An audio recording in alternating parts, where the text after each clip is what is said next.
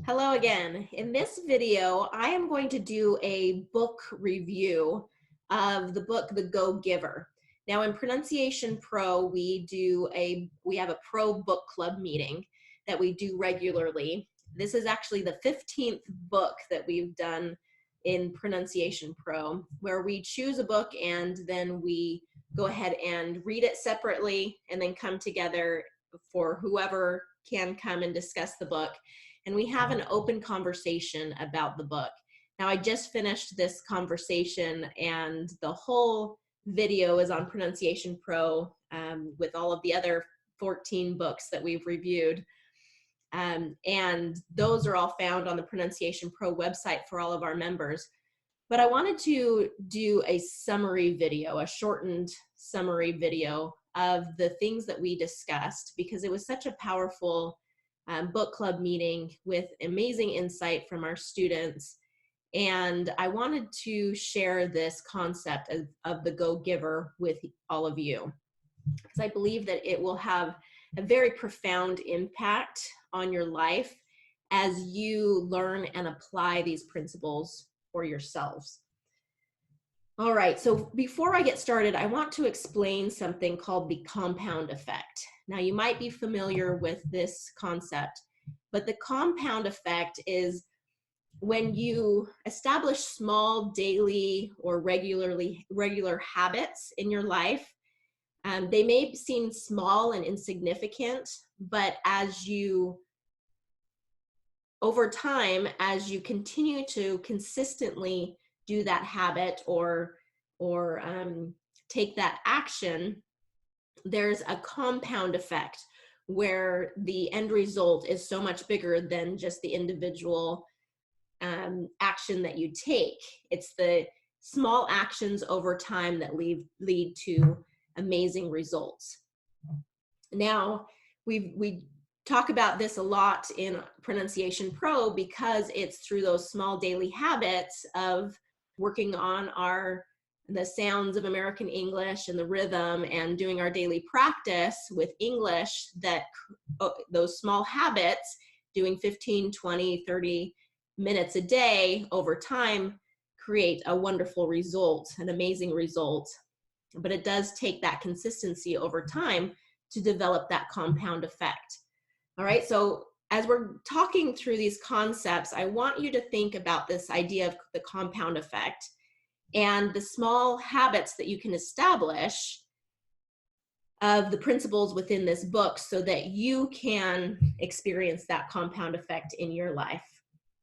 Another key concept that I want to kind of set the foundation for as we get into this book is the idea of communication. Now, I'm a communication expert, and that's what I do for a living, is help others communicate more clearly and with more confidence.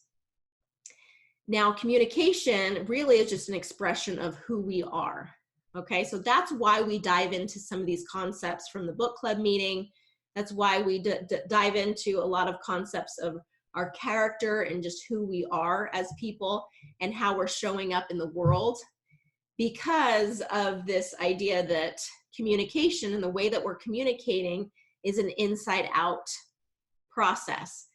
We are going to communicate what's in our heart, what's in our mind, the way that we see the world, the way that we see ourselves, and the way that we see other people. So communication becomes a much deeper experience, all right, than just the way that I'm pronouncing words. Okay, so we really like to dive deeper into these ideas of who you are, and because of the way it affects the way we communicate who we are with the world. Okay, so the book, The Go-Giver, is a narrative about a man named Joe and a mentor that he has named Pindar. Okay, and I'm not going to go into too much detail, but basically Joe is a little bit, he can be described as a go-getter, someone who is really motivated to make money and get accounts and to sell and make connections so that he can make more money. And he connects with Pindar, who is going to teach him the 5 laws of stratospheric success. Okay, so we're going to go through these 5 laws of stratospheric success, and stratospheric basically just means a very high, extremely high level of success. It's talking about just extremely high success. Okay, and if there was going to be a theme of the book, it would be that it's better to focus on giving more if you wish to receive more. Okay, and we'll dive into more of what that means as we go through this book. One thing that I love about this book is that as Joe is learning these lessons, a promise that he has to make to Pindar is that he will, after learning each law, each of the 5 laws, he has to go and apply what he's doing. He has to act upon the law that he's learning. So there's definitely a learn and do format.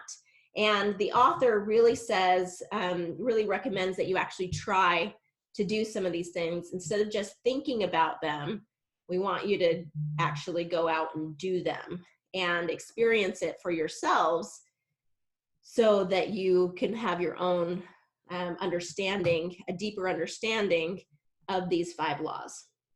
All right. So let's go in, let's do an overview of what the 5 laws are, and then we'll go into each one of them. Okay, the law of value. Your true worth, or, they say your true worth. I like to change that wording to your potential income, because I see worth, your true worth, as meaning a different thing. But your potential income is determined by how much more you give in value than you take in payment. The second law is the law of compensation. Your income is determined by how many people you serve and how well you serve them. The law of influence. Your influence is determined by how abundantly you place other people's interests first. And we'll get into each one of these. The law of authenticity.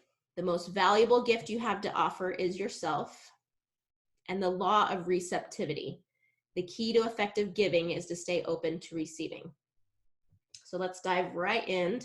And the beginning of the book, they talk about mindset, kind of the mindset that you need to be in to really be able to soak in these 5 laws.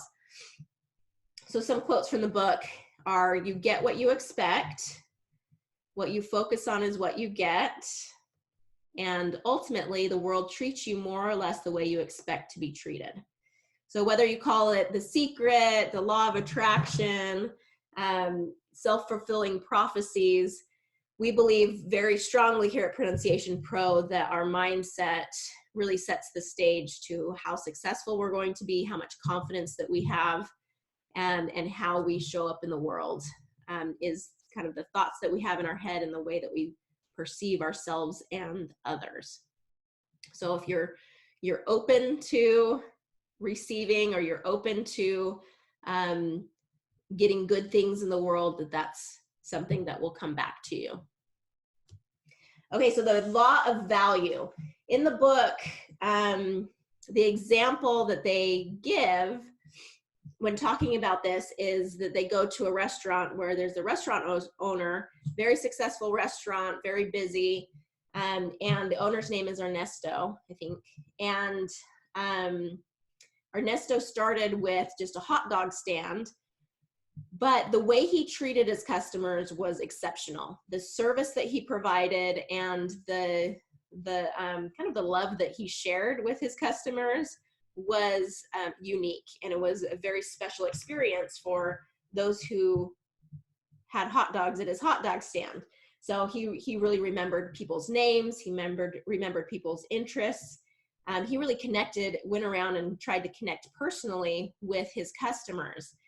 Then what happened is there were some investors that came, some successful investors that came and ate at his hot dog stand, and they saw what was happening and that he had a very popular hot dog stand, not necessarily because, I mean, his hot dogs were really great and there was quality in that, but that also he gave an incredible service. He really put his heart into it, and you could tell he loved doing what he was doing and loved to serve his customers. So it really affected them, and they ended up investing in him, you know, building a restaurant and doing more. So it was this, you know, Ernesto was giving more value than he was accepting in payment. So he was selling hot dogs, but he was giving so much more than just a hot dog in the experience of his hot dog stand. All right, so let me read this kind of passage from the book. It says, all the great fortunes in the world have been created by men and women who had a greater passion for what they were giving, their product, service, or idea, than for what they were getting. And many of those great fortunes have been squandered by others who had a greater passion for what they were getting than what they were giving. Okay, so it's that passion to give and to serve and to help that really encompasses this law of value. All right. The second law is the law of compensation. Okay, that your actual income, so the law of value was your potential income. Now the law of compensation is your actual income is determined by how many people you serve and how well you serve them. So this is interesting because it really stood out to me that it's not necessarily about giving, because we know plenty of people, for example, like teachers here in the US, they give their heart and soul to teaching, and they may have a class of about 24 students, 25 students, and they give and give and give and serve and serve and serve, which is great, but they don't get compensated very well. And in the book, there was an example of a teacher who developed this method of teaching that was really effective. She was using it with her class of 25 students, but then decided that she was going to go ahead and start another business so that she could help deliver that method of education and the way that she was teaching to many, many others. So then she developed a business around serving not just 24 of her own students, but hundreds and thousands of other teachers and students that could use her method of teaching. So it really displayed this law of compensation, that it really has to do with how much value you're giving to more people. And the more value you can give to more people, the more income that you will have. Okay, from the book, it says, let's see, your compensation is directly proportional to how many lives you touch.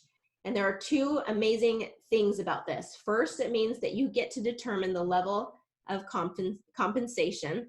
So if you want more money, you need to provide more value to more people. It's under your control. If you want more success, find a way to serve more people. It's that simple. And so there really are no limitations about how much you can earn if you have this mindset of, okay, I just need to serve and help more people and find a way to do it on a bigger scale, then that income will increase. Now, in the book, there was an example that, so Joe had to then go out and apply what he was learning. So with the law of compensation, he went back to his office and he ended up getting coffee. Pindar's assistant had the world's best coffee, apparently. And so he brought back some of this coffee and divided it out to people in his workplace. And he felt really strange. He felt very uncomfortable doing it because it was out of his normal realm of doing things. He wasn't comfortable with going out and serving in that way. And he says, so it said, sometimes you feel foolish, even look foolish, but you do the thing anyway. And this is kind of a lesson for us in service and in giving, that it may feel uncomfortable at first, but we do it anyway. We keep doing it. And I've had personal experiences with this in Pronunciation Pro, where I have things that I want to teach or I want to share or want to give, but I'm not quite sure how it's going to be received or if it's something that our students really need or want. So there have been times that I've kind of put things out there, and there hasn't been a strong response, but I just keep putting it out there, and until we get the response of just like, okay, this is helping, this is what we need, and what our students need. So I definitely connected with that one, that it can be uncomfortable, but we just keep giving and serving and helping anyway. All right, so that was kind of the example of the coffee in the book, is applying this principle. Now the next law we have is the law of influence. Now influence, they talk a lot about our network, and how your influence is determined how abundantly you place other people's interests first. Okay, so as we're talking about this, we end up talking about networking and our network. And networking tends to have a bad reputation, where we show up to events or we meet people, and the focus tends to be more of a what can I get mentality. But when we go into networking with a giver mentality and think of it as what can I give, or how can I help or serve those that I am connecting with, who I'm meeting, then it takes on a whole different experience. Okay. In the book, it says, now by a network, I don't necessarily mean your customers or clients. I mean a network of people who know you, like you, and trust you. They might never buy a thing from you, but they've always got you in the back of their minds. They're people who are personally invested in seeing you succeed. And of course, that's because you're the same way about them. Okay, and that's the key, is that you are just as interested in their success as they are in yours, or sometimes even more so. You might be more invested in their success than they are to yours, and that's okay. It says their army of personal walking ambassadors. When you've got your own army of personal walking ambassadors, you'll have referrals coming your way faster than you can handle them. Okay, so this has a lot to do about how we're building relationships with each other. How are we connecting with other people, and is it in a giving mentality or in a what can I get out of this relationship mentality? And the more you can watch out for the other person and watch out for their interests, the better. And he says, forget about 50-50, meaning like you put 50 in, I'll put 50 in. 50-50 is a losing proposition. The only winning proposition is 100%. Make your win about the other person, go after what he wants, forget win-win, focus on the other person's win. All right, so that's a very powerful law. As we really focus on other people's interests, we will eventually be able to reap that reward of what we're doing for others. And we're not going out with the intention of getting back, but it always seems to kind of come full circle. As the more you give, the more you tend to get in response. And it says, some people call it enlightened self-interest. Watch out for what other people's need. Watch out for what other people need, with the faith that when you do, you'll get what you need. The fourth law is the law of authenticity. So this means the most valuable gift you have to offer is yourself. Now in the book, it gives an example of a woman who had been divorced, and she was a real estate agent or in the real estate business. And she was very successful, and she was speaking on stage, and she was telling about her experience of getting divorced and having to provide for herself and her children, and how that she jumped into real estate, and she learned all of the selling techniques and all of the different strategies to sell real estate and to be able to have a successful real estate business. And she would try all these sales tactics, and she was doing it over and over again, trying to get her sales, and she wasn't selling anything. And finally, she decided she was going to give up, and she went out, but she had this one last sales call. So she went out to it to show a customer a house, and she didn't use any of the sales tactics. She was really disengaged in the whole sales process, and just showed up as herself and was very authentic. And she ended up getting that sale. And that was kind of the start of her profession, is being able to understand that it's in how she shows up as her true authentic self that our customers are going to relate best to. In the book, it says, "What I'm here to sell you on is you.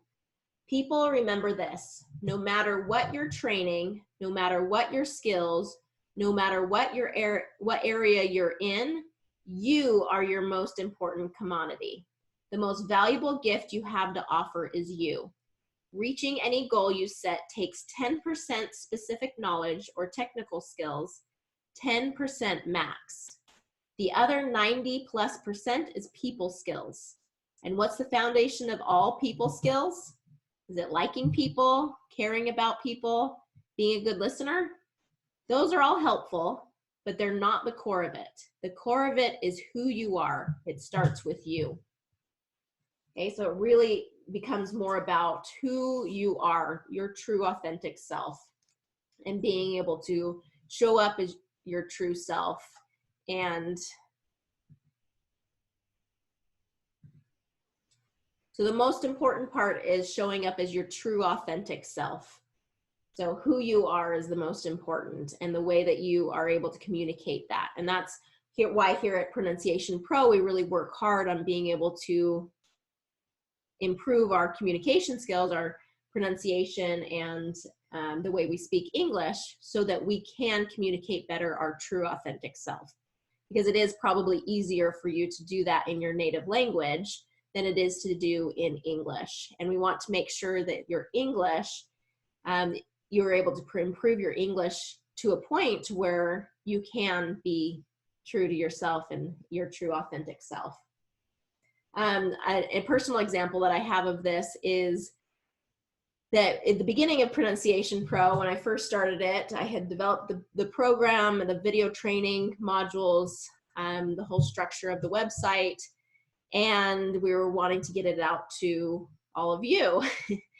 And I had hired a marketing company to kind of help me. We had very much a corporate feel to the website, stock photography, and there was no sign of me whatsoever on the front end of the website. A lot of kind of salesiness to it, and we weren't getting anywhere with that. No one was signing up. We really didn't have any success with that. And I finally realized that I was going to need to show up and, show my authentic self, because I had a passion behind what I was doing. I really genuinely cared about my students and their personal development and their ability to communicate more clearly and with confidence. And so what I did is, I was about 8 months pregnant and had some extra weight. I was a little insecure about getting in front of the camera, but I knew that I needed to show up, and I needed to show who I was behind the scenes and how invested I was in their success. So I created a video that really shared the vision that I had for Pronunciation Pro, and why I was doing what I was doing, and why I was offering this program.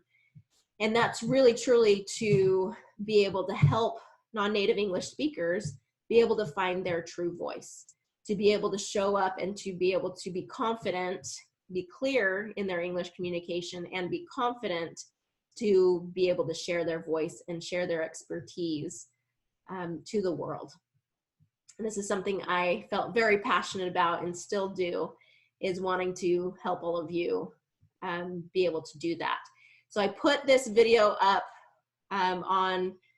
we kind of created a different home page to our website, put this video up front and center with just some headlines talking about Pronunciation Pro and be understood, be confident, and then kind of here's how you join with this video of me talking to our audience. And it was interesting because the first day that we launched this new website, I actually was going into the hospital to have my third child.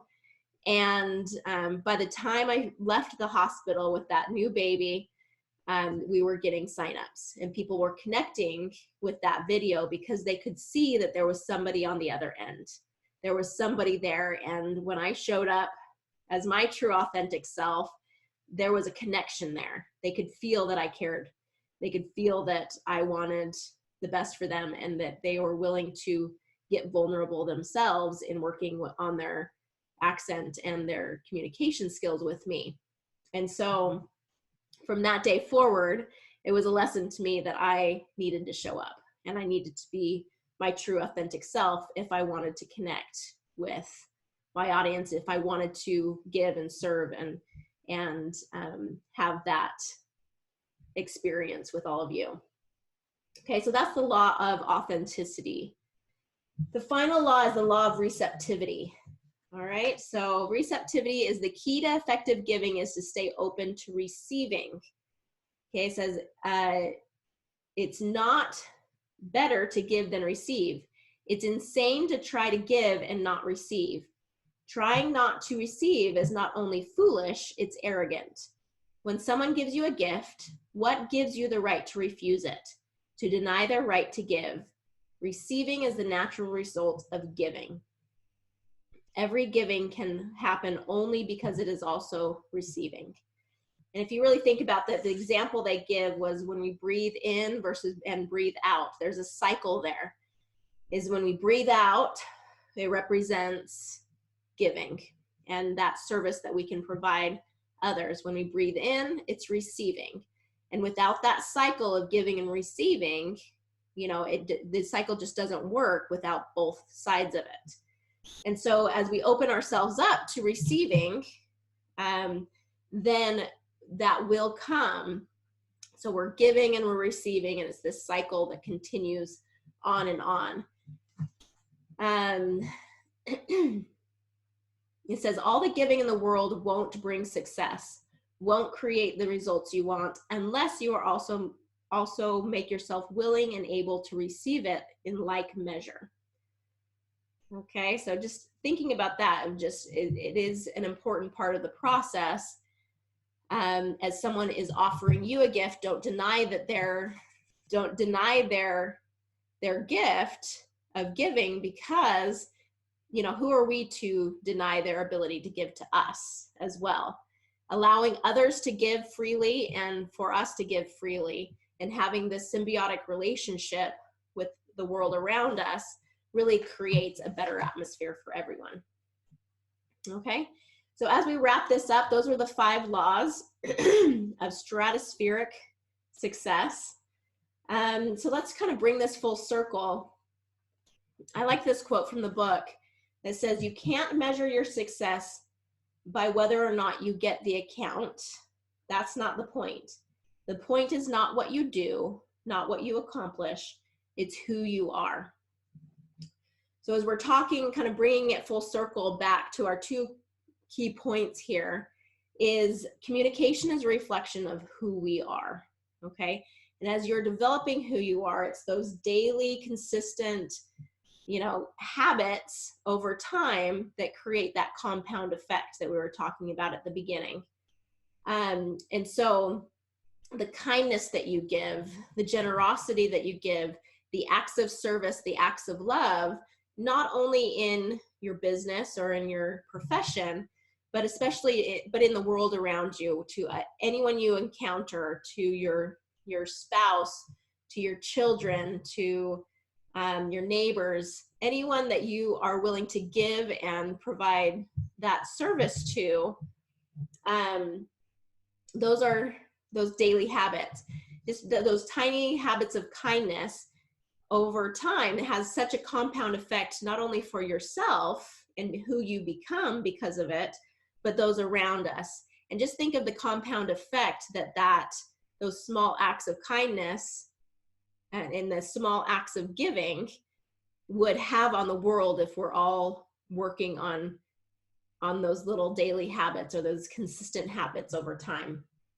Okay, so just like the author in the book, I encourage you to go and do, okay? Go and apply these principles in your life and look for ways to grow daily, to build that character daily, to give daily in different ways.